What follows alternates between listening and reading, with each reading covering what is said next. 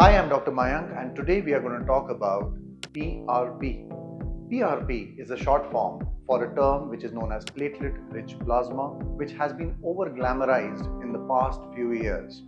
There have been advanced versions of PRP where people are claiming that it is a growth factor concentrate or XYZ solutions which are better or giving results in patients for hair loss.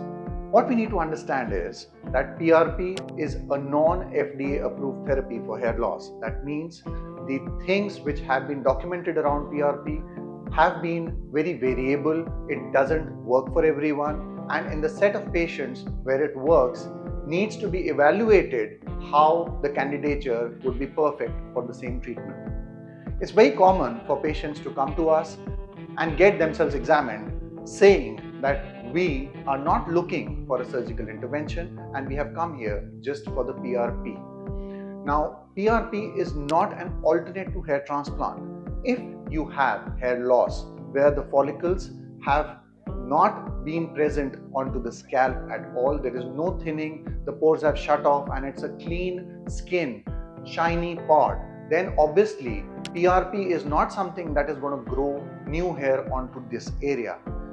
If you have a diffuse thinning or extensive amount of hair fall that you are having, then you may be a candidate who may consider PRP therapy, but it is not necessary that it is going to work for us. How does PRP work?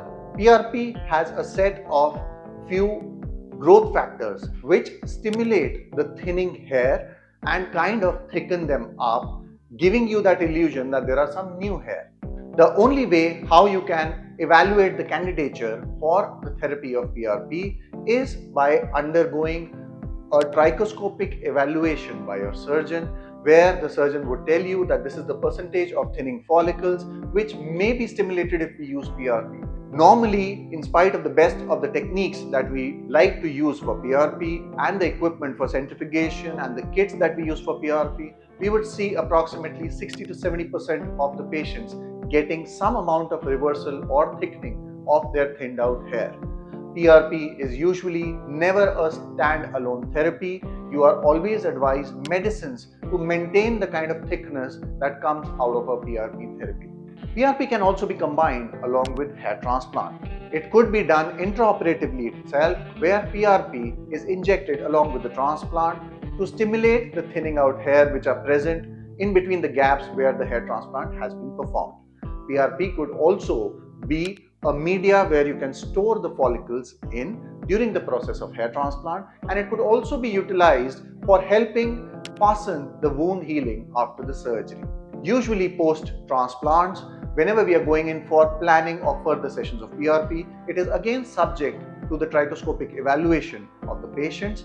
If the percentage of miniaturization or thinning is extensive, then PRP definitely makes sense, which normally at Crown we advise to go in for maximum of 3 sessions, one at the time of the transplant, the second one usually comes at around 1.5 to 2 months after the transplant, and the third one follows at around 2.5 months of the second session. So approximately in these 5 odd months, if you undergo on these 3 sessions, you should see a significant difference in the areas where you had thinning of the follicles on the same trichoscopic evaluation which was done before the surgery.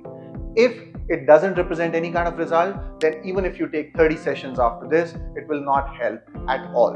Whenever we are going in for PRP injections during the hair transplant, obviously your scalp is numb, so it's kind of painless. But otherwise, when you go in for this process, it is relatively painful. To reduce that pain and discomfort, we normally apply a numbing cream on your scalp and make you sit down for about 1.5 hours or so that the injections when we are giving during the process of PRP should not hurt at all. Along with this, we use certain counter irritation methods like vibrations and ice packs, which would also reduce the discomfort of PRP. On an average, on a scale of 1 to 10 for pain, normally most patients say that it's in between 2 to 3.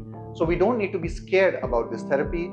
You should always seek professional opinion from your surgeon if you are genuinely a candidate for PRP.